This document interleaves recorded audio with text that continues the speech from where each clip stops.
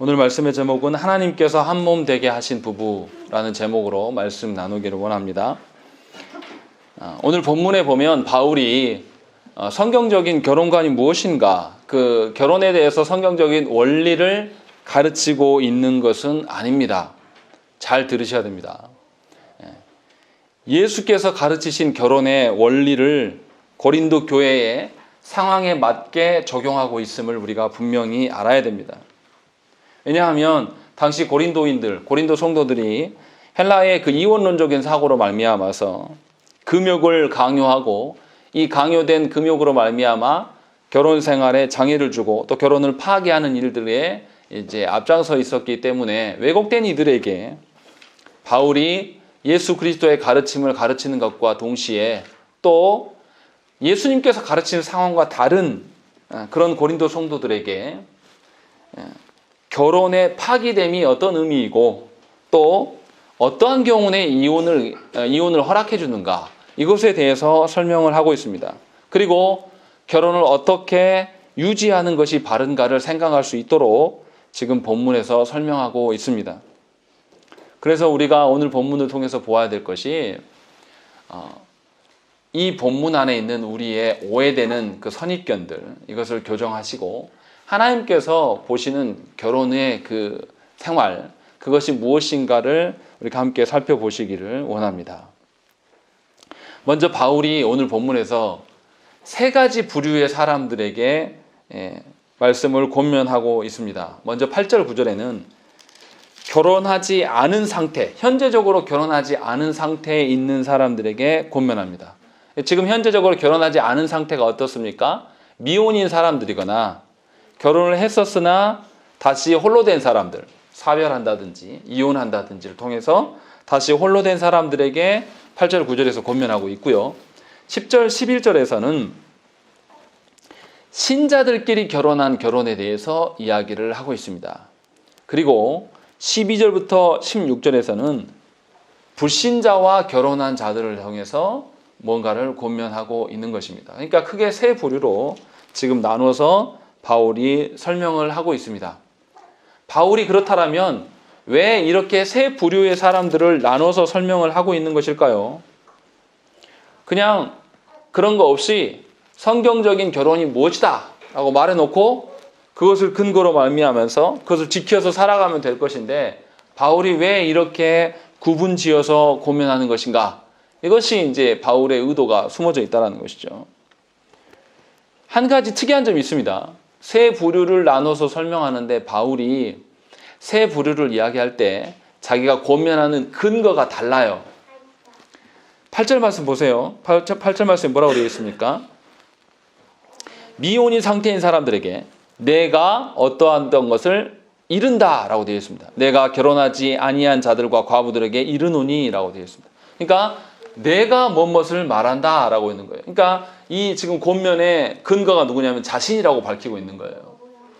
그리고 10절 보시면 명하는 자는 내가 아니요 주시라라고 있는 것이죠. 10절 11절에 그러니까 신자들끼리 결혼한 부부에 대해서는 예수님께서 가르치신 그것을 근거로 가져와서 말씀하고 있는 것이고 또 12절에서 보시부터는 그 나머지 사람들에게 내가 말하노니 이는 주의 명령이 아니다라고 밝히고 있는 것입니다. 분명하게 결혼하지 않은 사람과 불신자와 결혼한 부부에 대해서는 바울이 자신의 근거됨을 말씀하고 있는 것이고 신자의 결혼에 대해서는 예수 그리스도의 가르침을 근거로 지금 말씀하고 있는 것을 우리가 알 수 있다는 것입니다.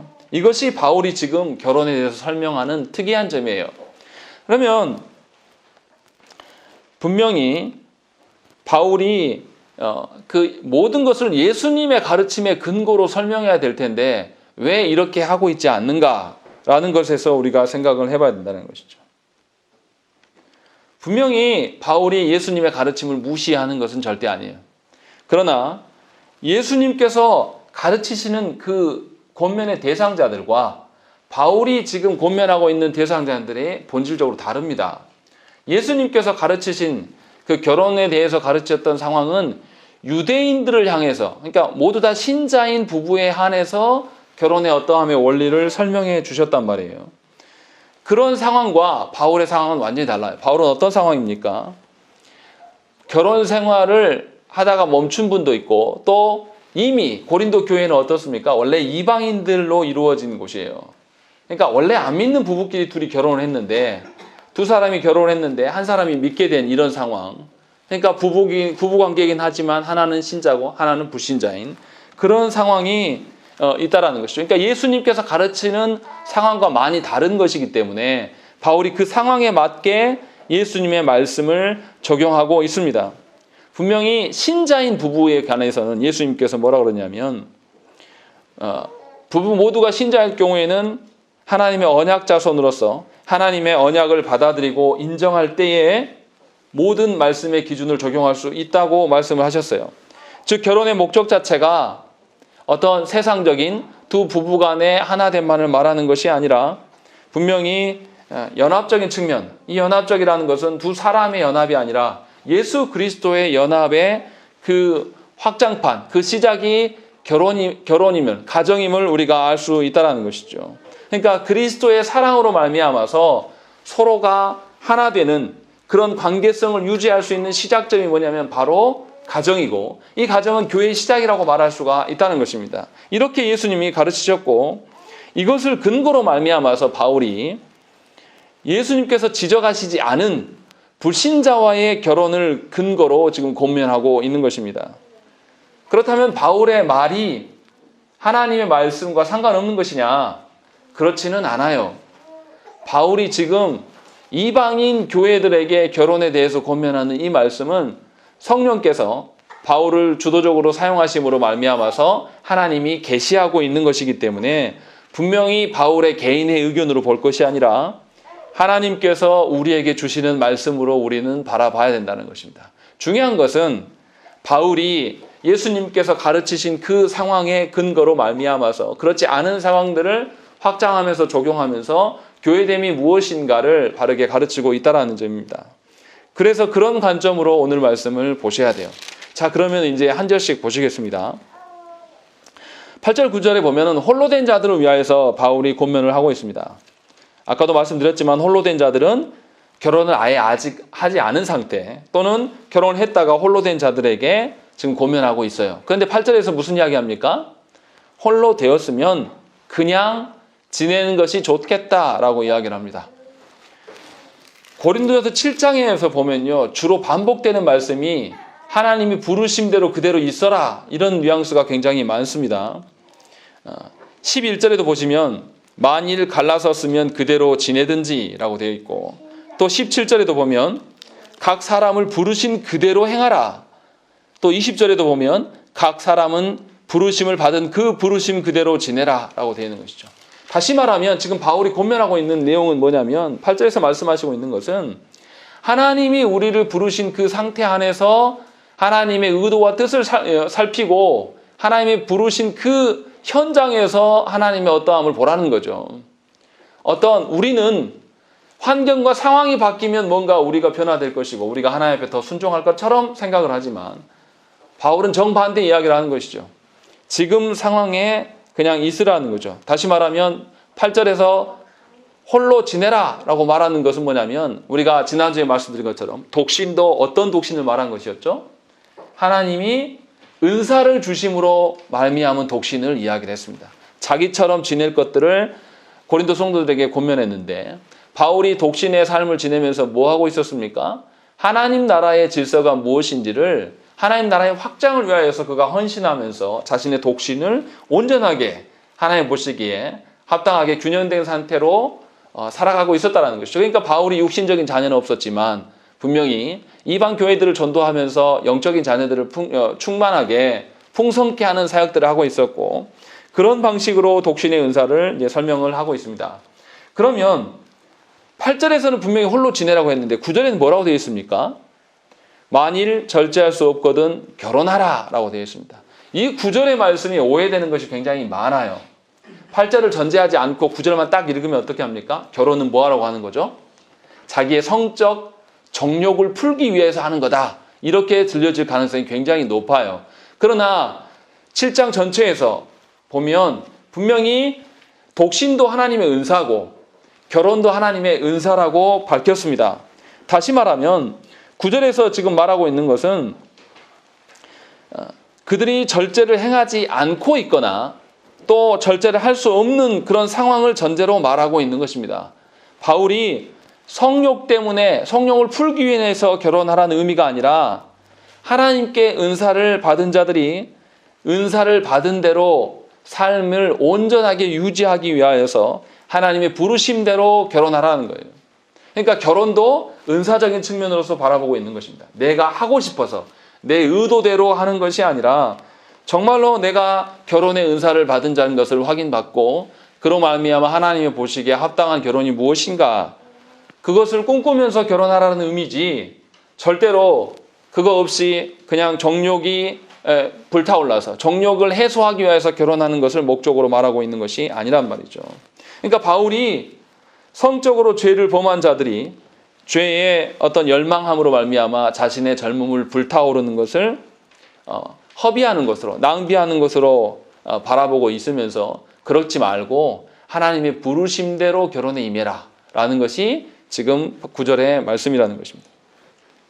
그러니까 바울은 아직 결혼하지 않았거나 결혼했다가도 지금 홀로 된 자들에게 독신의 상태로 있든지 결혼의 상태로 있든지 뭐 하려고 있으라는 거죠? 하나님 앞에서 자신의 그 부르심대로 알맞게 하기 위하여서 결혼을 하든지 독신 상태를 유지하든지 이렇게 말씀하고 있는 거예요. 왜 이렇게 말합니까? 고린도 교회 안에서 부부간에서 성관계를 권면합니까? 금지합니까? 금지시키고 있단 말이에요. 오해된 결혼관을 갖고 있어요. 그래서 어떻게 합니까? 하나님께 온전해지려면 뭐 하라는 거죠? 결혼생활 그만두고 이혼해라. 그것이 더 오히려 성결한 거 아니냐? 지금 고린도 교회 안에 분위기가 그런 상황이에요. 그런 상황이기 때문에 바울이 지금 이렇게 말하고 있는 것임을 우리가 이해하고 받아들이셔야 돼요. 이것을 자꾸만 또 원리 원칙대로 이혼은 불가한 건데 지금 무슨 말 하는 거냐라고 이렇게 말할 수 있습니다. 그러나 그 뜻으로 말하고 있는 것이 아니에요. 분명하게 하나님이 우리를 부르심, 하나님께서 부르시고 하나님의 능력 주심 그것의 의미를 살펴서 지금 있는 현장 안에서 하나님의 어떠함을 보라는 것이죠.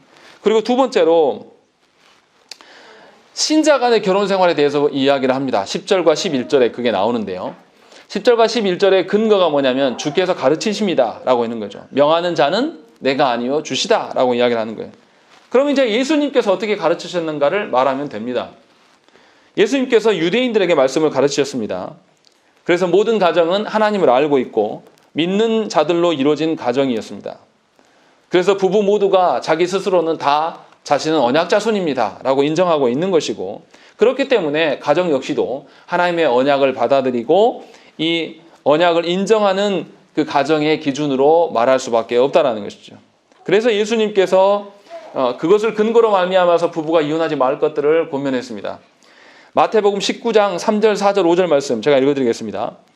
바리새인들이 예수께 나와 그를 시험하여 이르되 사람이 어떤 이유가 있으면 그 아내를 버리는 것이 옳으니까 예수께서 대답하여 이르시되 사람을 지으시니가 본래 그들을 남자와 여자로 지으시고 말씀하시기를 그러므로 사람이 그 부모를 떠나서 아내에게 합하여 그 둘이 한 몸이 될지니라 하신 것을 읽지 못하였느냐라고 예수님께서 말씀하고 있다는 것이죠. 그러니까 바리새인들이 지금 예수님께 질문하는 그 질문 자체는 뭐냐면 결혼의 의미가 뭡니까? 이걸 물어보는 게 아니라 어떻게 하면 합법적으로 이혼합니까? 이것을 물어보고 있는 거예요. 이것은 왜 이들이 이렇게 이야기합니까? 이들이 이렇게 말할 수 있는 근거가 뭐냐면 신명기 24장의 말씀이에요. 신명기 24장에 보면 이혼 증서를 써주고 이혼해라 라는 것들이 등장합니다. 이것을 근거로 우리 합법적으로 이혼할 수 있는 거 아닙니까? 모세율법에도 그것이 있습니다. 그러면 당신이 생각하기에 합법적인 이혼은 도대체 뭡니까? 이렇게 질문한 거예요. 근데 신명기 24장을 우리가 한번 생각을 해봐야 돼요. 당시 상황을 생각을 해봐야 됩니다. 고대 에덴은 남자가 주도권을 쥐고 살아가는 시대입니다. 그래서 여성은 아예 인구수에 포함도 안 시킵니다. 여성은 남자의 소유물처럼 취급을 당했어요. 그래서 여성이 홀로 살아가는 것은 거의 불가능한 시대인 것이고 남자의 보호 아래 있지 않으면 쉽게 죽어버릴 수밖에 없는 그런 상황 가운데 놓여 있는 거예요. 그러니까 남자들이 모든 것을 주도권을 띄고 있어요. 그래서 어떻게 하냐면 아내에게 실증을 느끼면 특별하게 어떤 이 아내에게 이혼할 만한 근거가 없고 그냥 실증이 나면 어떻게 하냐면 이 아내를 자꾸 버린단 말이에요. 버리면 어떻게 됩니까? 이 여인이 돌봐줄 수 있는 어떤 그런 장치들이 사라져요. 사회적 제도 장치가 없어요. 그럼 여인도 어떻게 됩니까? 남자가 실증 느껴서 버리는 순간 어떻게 되는 거죠? 죽게 되는 거예요. 그런데 율법으로 못하게 결혼을 막으니까 이제 어떻게 하는 거죠? 머리를 씁니다. 아내를 모르게 어떻게 해요? 죽여버려요. 모내를 죽여가지고 다른 여자를 맞이할 수 있는 구조를 만듭니다. 그래서 신명기 24장에서 그런 환경 속에서 약자를 보호하기 위해서 말씀하고 있는 거예요. 이혼을 해라. 합법적인 이혼이 있다. 이 말을 하려고 하는 것이 아니라 이혼하는 것의 그 목적이 남자들의 욕망으로 인한 것이기 때문에 결국 피해자는 약자들일 수밖에 없기 때문에 약자를 보호하는 측면에서 차라리 너희가 실증 나서 이혼할 거면 이혼 증서를 써서 이 여인을 합법하게 안전하게 지키게 해라 라고 이렇게 말씀하고 있는 것이에요. 그런데 하나님께서 주신 이 율법을 사람들은 또 악한 본성이 있기 때문에 어떻게 합니까? 그것을 도리어 합법적인 이혼의 장치로 사용합니다. 그래서 분명히 바리새인들이 질문하는 것이 바로 이러한 관점이에요. 분명히 바리새인들은 율법에 굉장히 투철한 사람들입니다. 그런데도 하나님의 의중과 하나님이 기뻐하시는 것을 드러내기 위해서 율법을 활용하는 것이 아니라 자신의 의도대로 사용하기 위해서 율법을 남용하는 것이죠. 그러니까 이 율법이 바리새인이 질문하는 것은 하나님이 보시기에 아름다운 가정을 세워나가고 하나님 보시기에 건강한 가정을 세우기 위해서 질문하는 것이 아니라 어떤 율법적인 어떤 것들을 이용해서 가정을 깨트리는 합법을 찾고 있는 질문을 하고 있는 것입니다. 그러니까 질문 자체가 사실은 질문이 아니에요. 하나님을 모독하는 것이고 이들의 의중이 확실히 보인다는 것이죠. 그래서 예수님께서는 이 질문을 완전히 원천 봉쇄하면서 뭐합니까? 창조시에 하나님께서 한 몸 되게 하신 것이 아니냐. 그런데 너네가 무슨 말을 하고 있는 거냐? 그러면서 하나님이 한 몸 되게 하신 것을 사람이 나눌 수 있겠느냐? 이렇게 원리적인 이야기를 하고 있는 것입니다. 그러나 예수님이 이야기하시는 것은 뭡니까? 양 당사자가 하나님의 언약 하에 있는 자들, 하나님이 하나님 되심을 알고 있는 그 부부관계에서 지금 이 말씀을 하고 있다는 것을 우리가 알아야 된다는 것이죠. 바울은 이러한 것을 근거로 말미암아서 이 원리를 더 강화시키고 있습니다. 10절에 무슨 이야기합니까? 결혼한 자들에게 내가 명하노니 여자는 남편에게서 갈라서지 말고 라고 되어 있는 것이죠. 다시 갈라졌다 하더라도 어떻게 합니까? 다시 남편과 화합해라 라고 이야기를 하고 있는 것입니다. 바울이 에베소서 5장에서 부부에게 권면하는 말씀이 있는데 그 부부에게 권면하는 말씀에서 무슨 이야기를 하냐면 그리스도와 교회의 관계를 부부관계에서 넣습니다. 그리스도께서 교회를 몸으로 삼아주시고 그로 말미암아 교회가 그리스도의 몸으로 한 연합된 공동체가 되는 것, 이것을 가정의 하나됨으로 설명을 합니다. 그래서 성도는 서로 사랑함의 근거가 어디에 있냐면 자신의 사랑함이 아니라 그리스도께서 우리를 사랑한 그 연합된 관계로 말미암아서 하나된 교회를 말씀하고 있는 거죠. 그것을 근거로 말미암아서 에베소서 5장에서는 부부의 하나됨도 이와 같다라고 설명을 하고 있습니다. 그러니까 지난주에 우리가 읽었던 말씀에서 고린도 교회가 이 부부관계의 성문제를 어떻게 합니까? 지나친 금욕주의로 말미암아서 그것을 금합니다. 못하게 해요. 그렇게 하니까 어떻게 됩니까? 연합을 방해하는 일로 쓰이고 있는 것이죠. 이것을 사도 바울 선생이 앞에서 지적을 했어요. 그래서 연합을 그리스도께서 연합케 하신 그 연합을 경험하는 것이 가정이고 부부관계인데 이것을 깨는 목적으로 이혼하는 것이 또 재혼하는 것이 하나님 보시기에 합당하지 않다라고 말하고 있는 것입니다. 재혼 자체를 언급하지는 않았어요. 그러나 하나된 게 함이 무엇의 의미인가를 분명하게 설명하고 있는 것이 그리스도께서 연합케 하심으로 말미암은 연합이다. 지금 그 이야기를 하고 있는 것이 10절과 11절의 말씀이에요. 그래서 갈라섰더라도 다시 남편과 화합할 수 있도록 권면하고 있는 것입니다. 이게 이제 예수님의 가르침인 것이죠. 자, 이것을 근거로 이제 우리가 12절부터 불신자와 결혼한 결혼에 대해서는 어떻게 이해해야 되냐? 이제 이것이 사실은 이제 바울 선생이 주도적으로 이야기하는 내용이에요. 자, 결혼에 대해서 이야기하면 우리는 항상 무슨 이야기합니까? 현실 문제를 이야기합니다. 10절, 11절 이야기를 해도요, 예수님의 가르침을 근거로 인하여서 부부 생활에 대해서 이야기를 하면 우리는 어떻게 받아들이죠? 아주 극단적으로 두 부류가 있습니다. 어떻게 받아들이냐면 처음에는 목사님이 내 남편이랑 안 살아봐서 그래요, 이 이야기를 합니다. 이게 뭡니까? 도무지 이해할 수 없고 도무지 결혼 생활을 할 수 없는 상황은 어떻게 하냐? 이렇게 물어봐요. 이거 뭡니까? 예수님께서 말씀하시는 그 조항을 뛰어넘어서 다른 조항을 자기가 신설해서 그것을 근거로 물어보는 거예요. 그것이 뭐냐면 남편이 막 나를 두드러 패고 어쩌고 저쩌고 하는 뭐 이런 것을 근거로 인하여서 그래도 결혼 생활 해야 되냐? 이렇게 이야기하는 거죠. 분명히 하나님 말씀하신 원리는 그게 아닌데. 그리고 또 양극단이 있습니다. 어떻게 됩니까? 절대 이혼하면 안 된다. 그래서 뭐냐면 남편을 계속 욕하며 살아가면서 그냥 나는 하나님 믿는 사람이기 때문에 나는 끝까지 무조건 견뎌야 한다. 이런 식으로 율법주의적으로 서는 이 두 가지 폐단이 한국교회 안에 뿌리내려진 생각이에요. 그런데 오늘 12절부터 말씀을 읽어보면 바울이 놀라운 이야기를 합니다. 그러면 아마 좀 약간 더 헷갈리실지도 모르겠습니다. 그러나 분명하게 하나님께서 말씀하시는 그 결혼관, 예수님께서 가르치는 그 결혼관의 근거로 말미암아서 오늘 말씀을 보셔야 된다는 것이죠. 분명히 12절부터는 신자인 부부를 말하지 않고 한쪽이 불신자인 부부를 권면하고 있습니다. 현실적으로 한쪽이 불신자인 경우에 둘이 잘 살 수도 있어요. 둘 관계가 좋아서. 그러나 그것을 하나님이 말씀하시는 그리스도의 연합된 관계라고 말할 수 있겠는가? 그것은 아니라는 것입니다. 이것이 말씀의 초점이에요. 또 두 사람이 불신자인데, 두 사람이 다 신자인데 한쪽이 폭력을 행사하고 도무지 살 수 없을 정도의 횡포를 부리는 경우가 있습니다. 두 가지 다 뭐를 확인해야 되냐면 내 배우자가 신자인가를 확인을 해야 됩니다. 왜 신자인가를 확인해야 됩니까? 결혼이라는 것은 그리스도께서 연합케 하신 그 연합을 경험하는 장소이기 때문에 두 사람이 다 하나님 앞에서 하나님의 자녀됨을 확인받아야 돼요. 그래야지 그 연합이 성사가 되는 것입니다.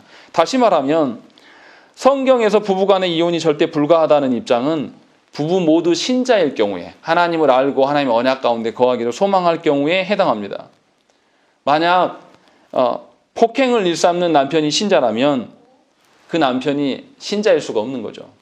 왜냐하면 하나님께서 그런 원리로 결혼됨을 말씀하지 않았다라는 거예요. 다시 말하면 이 부부가 신자라면 신자인데 두 사람이 살 수 없는 지경에 이르면 누가 개입을 해야 됩니까? 교회가 개입을 해야 됩니다. 신자라면 목양을 받는 자입니까? 받지 않는 자입니까? 받는 자예요. 그러니까 여러분들의 생각을 고치셔야 될 것이 부부간의 두 사람의 관계를 두 사람이 둘 다 신자라면 교회에서 관여하고 목양하는 것이 합당한 거예요. 이걸 이상하게 여기면 안 된다는 것입니다. 분명히 이러한 목양권의 원리로 교회 가운데 우리를 두셨다는 것이죠. 독립된 각 가정으로 두신 것이 아니라 목양받아서 하나님의 선하신 뜻대로 두 사람이 인내하고 견딜 수 있도록 지도받게 하기 위한 그것이 교회 안의 가정이에요.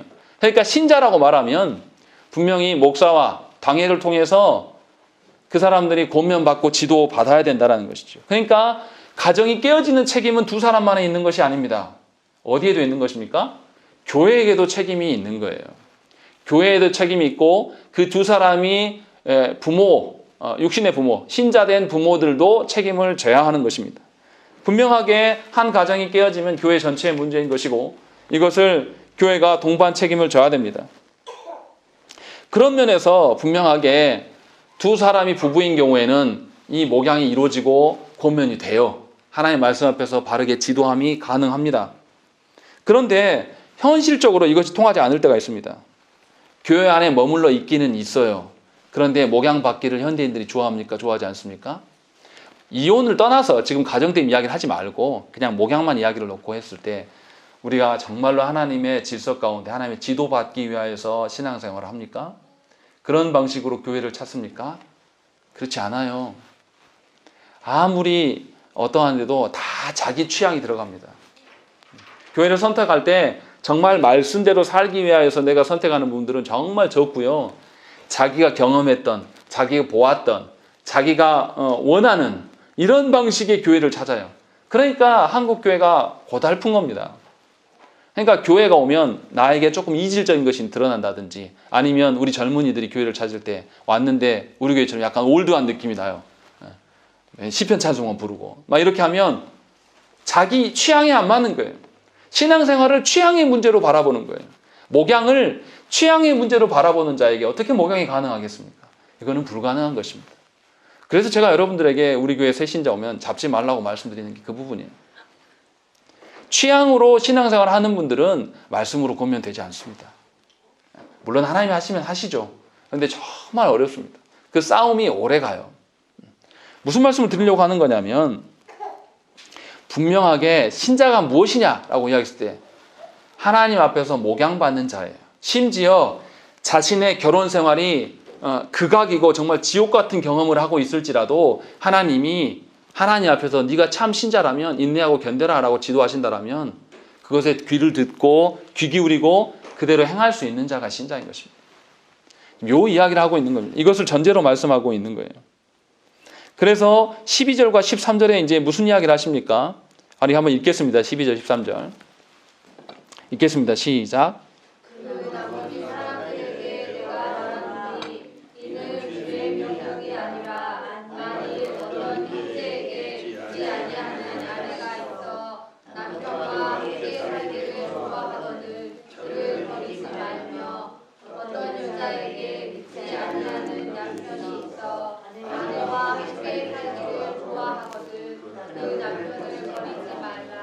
예, 바울 선생은 먼저 무슨 이야기를 하냐면 이 불신 배우자가 이 신자인 배우자와 살기를 원하면 버리지 말라라고 말씀을 합니다. 분명히 앞에서는 무슨 이야기를 했냐면 결혼은 신자와 신자와의 결혼이다. 그래서 그리스도의 연합됨, 그리스도께서 교회를 위하여서 자신을 내어주시고 교회는 그리스도를 따르는 방식, 이것이 부부간에 드러나야 되는 것인데 이것이 결혼 생활이고 그 안에서 경건한 자녀들이 태어날 수 있다라고 분명하게 전제를 했었습니다. 그러니까 가정은 교회의 근본 단위가 되는 것이죠. 그래서 바른 하나님 나라를 세워가는 것이 가정이다라고 분명히 전제를 했습니다. 그런데 불신자의 경우에는 이것이 불가능합니다. 아까도 말씀드렸지만 결혼을 어떻게 바라봅니까? 하나님 나라의 측면으로서 바라보지 않는 거예요. 그냥 자신의 어떤 욕망이나 자신의 죄악된 본성에 의해서 결혼을 소망하는 거예요. 그러니까 두 사람이 하나 되기는 사실 어렵죠. 그래서 불신자와 이룬 가정에서 하나님 나라가 온전히 드러날 수 있겠습니까? 불가능한 거예요. 여기서 제가 말씀드리는 불신자는 교회 안에 있는 사람도 불신자일 수 있어요. 하나님 나라를 소망하지 않고 자신의 뜻대로 원하는 그런 결혼을 유지하는 이런 방식의 사람들을 다 포함해서 말하는 것이죠. 그러니까 그럴 수 있기 때문에 분명히 의미가 다르다. 그러나 하나님께서 바울을 통해서 말씀하시는 것은 무엇입니까? 불신자가 살기를 원하면 결혼생활을 유지해라 이렇게 말씀하거든요. 왜 근데 그러면 이렇게 하실 걸까요? 한쪽이 신자인 경우에 죄악된 욕망으로만 치부할 수는 없습니다. 왜냐하면 한쪽 배우자가 신자이기 때문에 은혜 가운데 머물고 있습니다. 이게 어떤 의미냐면 세상이 타락을 했어요. 타락했음에도 불구하고 피조 세계에 하나님의 영광이 희미하게나마 남아 있습니까? 남아 있지 않습니까? 남아 있습니다. 그래서 신자인 우리가 세상을 바라보면서 세상의 아름다움 속에서 무엇의 아름다움을 발견하는 것이죠? 하나님의 놀라운 섭리를 보고 하나님의 일하심. 이것을 우리가 무슨 은총이라고 이야기합니까? 일반 은총이라고 이야기를 하는 것입니다. 다시 말하면 지금 바울 선생이 불신자인 배우자가 함께 살기를 원하면 그 가정을 유지해라라고 말씀하는 것은 일반 은총론적으로 지금 말하고 있는 거예요. 그 사람이 하나님의 그 영광을 선명하게 볼 수는 없으나 너로 말미암아 일반 은총적인 개념으로서 어떤 하나님의 은혜를 볼 수 있지 않겠느냐, 지금 그 이야기를 하고 있는 거죠. 그래서 14절의 말씀에서 뭐라고 합니까? 믿지 않은 남편이 아내로 말미암아 거룩하게 되고 믿지 않은 아내가 남편으로 말미암아 거룩하게 되나니 그렇지 아니하면 너희 자녀도 깨끗하지 못하리라, 이렇게 이야기를 하고 있는 것이죠. 분명히 불신자와 결혼한 가정의 경우에 하나님께서 신자 한 사람으로 인하여 언약 백성으로 간주해 주시고 그의 자녀들도 그렇게 봐주시겠다는 의미입니다. 그러니까 불신자의 결혼도 유지하는 것이 합당함을 전제하고 있어요. 내가 원래부터 아직 미혼인데 불신자와 결혼해서 어떻게 꿈꾸다 이런 것을 말한 게 아니라 고린도 교회처럼 내가 불신자의 상태에서 결혼을 했다가 내가 신자가 돼버렸단 말이에요. 이런 상황이 있을지라도 결혼을 유지하라는 것이 이제 전제되어 있는 것이죠. 그러나 여기서 우리가 기억해야 될 것이 무조건적인 유지를 말하는 것이 아니에요. 기계적으로 율법적인 그 유지를 말하는 것이 아니죠. 15절의 말씀은 전혀 다른 말씀합니다. 15절의 말씀을 한번 읽겠습니다. 읽겠습니다. 시작. 믿지 아니하는 자가 갈리거든 갈리게 하라. 형제나 자매나 이런 일에 위해될 것이 없느니라. 그러나 하나님은 성령 중에서 너희를 부르셨느니라. 15절에서는 전혀 다른 이야기를 하는 것이죠. 15절에서는 갈리거든 갈리게 하라 말씀합니다. 그러니까 불신자인 배우자가 당신이 꿈꾸는 하나님 나라 가정되는 건 나는 도무지 못 받아들이겠다. 그래서 그 사람의 신앙생활까지, 그 사람이 꿈꾸는 하나님 나라까지도 다 아예 없애려고 하는 그런 경우에는 어떻게 하는 거죠? 갈라서라는 거예요.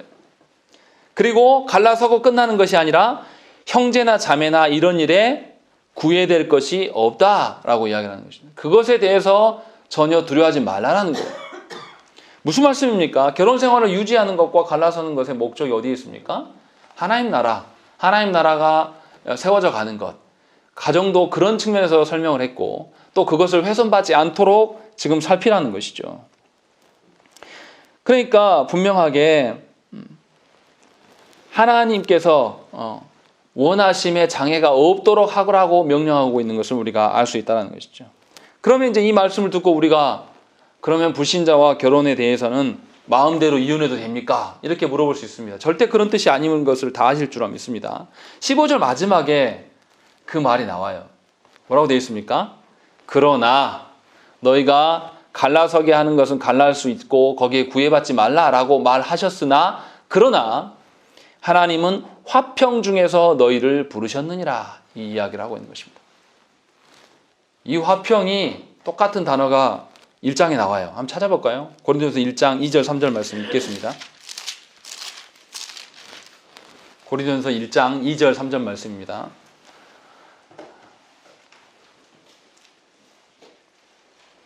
읽겠습니다. 고린도전서 1장 2절 3절 읽겠습니다. 시작. 하나님의 교회 곧 그리스도 예수 안에서 거룩하여지고 성도로 부르심을 받은 자들과 또 각처에서 우리의 주 곧 그들과 우리의 주 되신 예수 그리스도의 이름을 부르는 모든 자들에게 하나님 우리 아버지와 주 예수 그리스도로부터 은혜와 평강이 있기를 원하노라.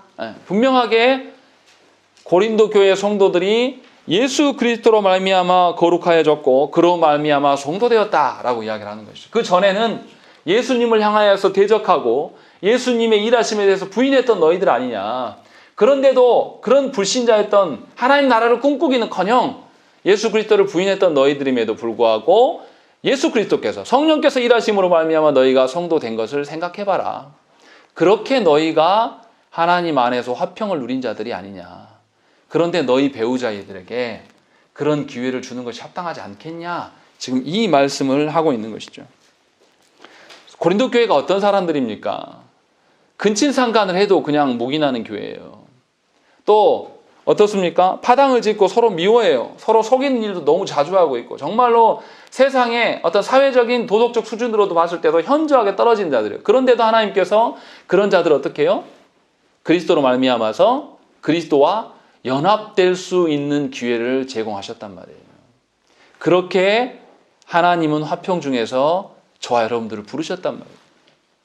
그러면 불신자 배우자에게 기회를 줘야 될 거 아니냐. 지금 그 이야기를 하고 있는 거예요. 그러니까 바울이 지금 본문에 12절부터 16절까지 불신 배우자와 결혼한 가정 안에서 이혼할 수 있는 합당한 법을 제공하고 있는 것입니까? 아니면 그러한 가정에서도 하나님이 원하시는 가정을 소망하라고 지금 말씀하고 있는 것입니까?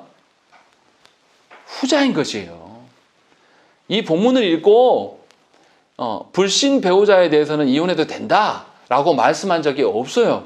그런데 우리 마음대로 읽고 난 다음에 이혼해도 되는구나. 15절을 근거로 인해서 그래 합당한 거야 라고 생각하는 것은 하나님의 말씀을 오용하는 것입니다. 하나님의 말씀을 오용하는 자에게 하나님께서 용서하신다고 했습니까? 용서하지 않는다고 하셨습니까?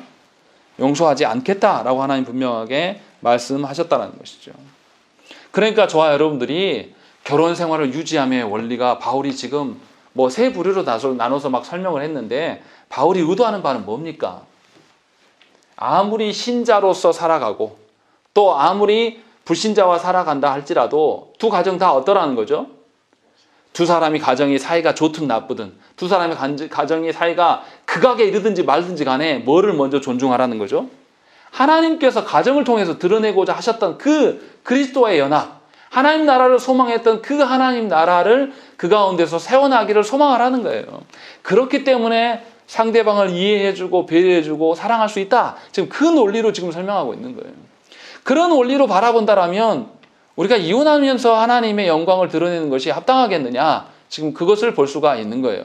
또 그렇다고 해서 무조건 이혼하지 말라, 기계적으로 이혼하지 말라 이런 뜻도 아닙니다.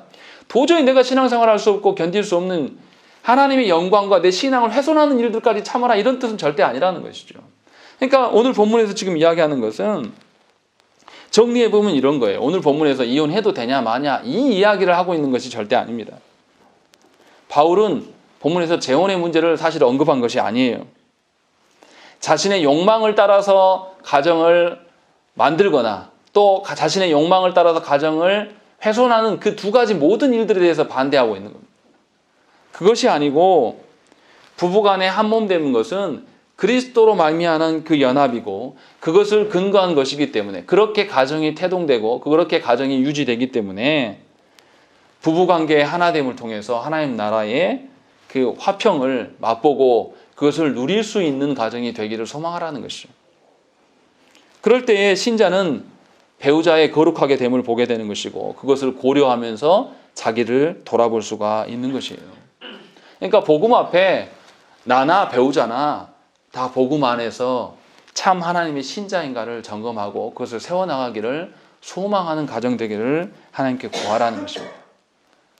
다시 말하면 결혼이라는 것은 우리 민철 형제가 이제 얼마 안 남았는데요. 결혼인 것은 내 취향대로 그 여인과 내가 로맨스가 있어서 결혼 생활을 유지하는 것이 아니에요. 하나님께서 하나 되게 하신 부부이기 때문에 하나님의 권위를 인정해 드리는 가정의 질서예요. 이것을 적용해서 다시 말하면 이런 겁니다. 두 사람이 좋을 때는 하나님이 연합해 주신 그 연합의 방향성이 아닌 자기들만의 로맨스적인 좋음으로 엇나가는 그런 좋음으로 나아가는 것도 하나님 기뻐하시지 않으시고 두 사람이 싫어요. 싸워서 정말 싫으면 어떻습니까? 그냥 미운 게 아니잖아요. 사랑했던 아내가 있어서 말하기가 참 곤란한데 사랑했던 아내가 나를 괴롭게 하면 남이 나를 괴롭게 한 것보다 배 이상, 몇 배 이상 힘들잖아요. 그런 상황이기 때문에 극악으로 미워해라 이런 뜻도 아니라는 것입니다. 분명하게 하나님께서 우리를 하나 되게 하셨기 때문에 하나님의 얼굴을 봐서 하나님의 그 주권과 하나님의 뜻을 의미하는 방향 안에서의 결혼 생활을 유지해라. 지금 그 이야기를 하고 있는 것입니다. 그러니까 우리의 상황과 우리의 처지에 따라서 가정을 바라보는 우리의 태도가 달라지면 안 된다는 것이죠. 분명하게 하나님께서 우리를 하나 되게 하셔서 한 몸 되게 하셨음을 잊지 마시라는 거예요. 그것이 가정됨이에요. 바울이 지금 본문에서 과거에 니네가 혼자 됐든지 뭐 이혼했든지 요걸 막 따지려고 하는 게 아니에요. 니네 과거에 그렇게 안 살았기 때문에 뭐 어쩌고 저쩌고 이 이야기를 한마디도 하지 않습니다. 그냥 현재 하나님께서 너를 부르시고 있는 것이 뭐냐? 지금 요 이야기를 하고 있는 거예요. 다시 말하면 이런 거예요. 예수 그리스도께서 우리를 하나님의 자녀로 부르실 때에 너 과거에 이렇게 살았으니까 너는 요 정도 나한테 은혜를 갚아야 되고 너는 과거에 극악으로 살았으니까 너는 더 큰 것을 나한테 보상하고 갚아야 돼. 이런 식으로 부르지 않지 않습니까? 우리의 과거가 뭐 흉악한 자든지 좀 덜 흉악한지 상관없이 다 하나님의 죄인이에요. 그런 상황을 전제하고 우리의 가정을 보면서 현재 하나님께서 너의 부르심 앞에 너희가 승복하고 하나님의 뜻대로 살 것들을 소망하라는 거예요. 내가 과거에 결혼 생활을 유지하긴 했으나 엉망진창으로 살았기 때문에 거기에 주눅들어 살아는 그런 뜻이 절대 아니라는 거예요. 하나님께서 우리의 가정을 통해서 이루고자 하는 그 하나님 나라를 이루어가기를 소망하라는 거예요. 하나님께서 그런 상황 가운데 현재적으로 우리 가운데 계신다는 것입니다. 그렇기 때문에 우리의 가정생활에 모든 주권은 하나님께 있는 것이고 그 주권을 인정해 드릴 때에 우리 가정을 지키고 보존하시는 분은 누구십니까? 하나님이십니다. 내가 사랑함이 아니에요. 내 능력으로 보호함이 아닙니다. 나의 처지 따라서 요동치는 그런 것이 가정이 아님을 기억하시고 온전히 하나님의 손에 붙들려서 하나님 나라의 확장이 여러분 가정 안에서 하나님께서 그리스도로 말미암아서 교회가 한몸 되게 하신 그 한몸됨의 그 화평과 평안이 여러분 가정 가운데 충만하게 임하기를 간절히 축원합니다. 함께 기도하겠습니다.